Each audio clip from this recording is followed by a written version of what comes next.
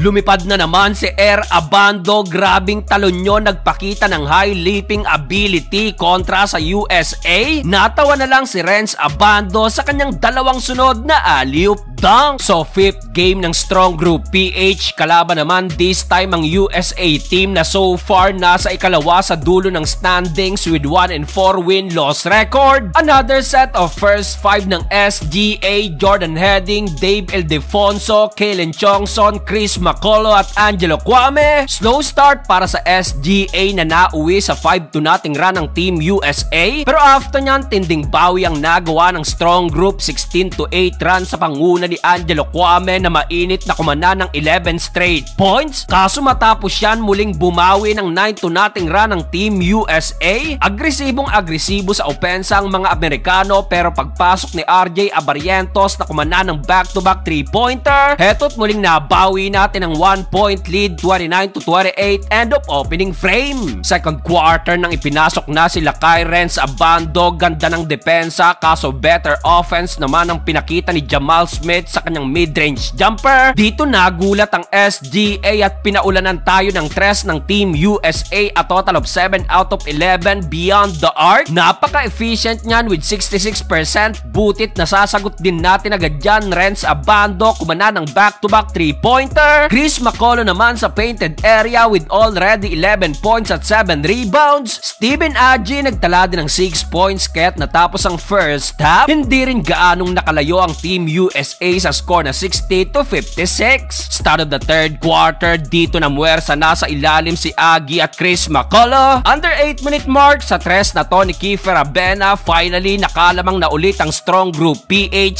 62-60. Naghalimaw pa si Adjei na so far meron ng 19 total points. Unstoppable sa painted area ang sentro ng SGA, katulong itong si Jordan Heading. Under a minute mark, RJ Abarientos kumana ng another 3-point shot para i-extend ang labang sa double digit. Natapos ang third period, tambak ng 13 points ang Team USA, 89-76. Fourth and final quarter, Air Abando muling nagparamdam sa final period. Unang possession, alley-oop na sana nabitawan lang, pero bumawi naman agad sa depensa sila kay Butatang, inabot ng player na to. Grabing talon yun at next possession, Air Abando again, alley-oop dunk, sayang nga lang at niluwayan ng rim. Nangiti na lang dyan sila kay, pero dahil sa kanilang back-to-back 3-pointer ni RJ, tuluyang nabaon ng Team USA at sa huli, mananatiling undefeated ang SGA.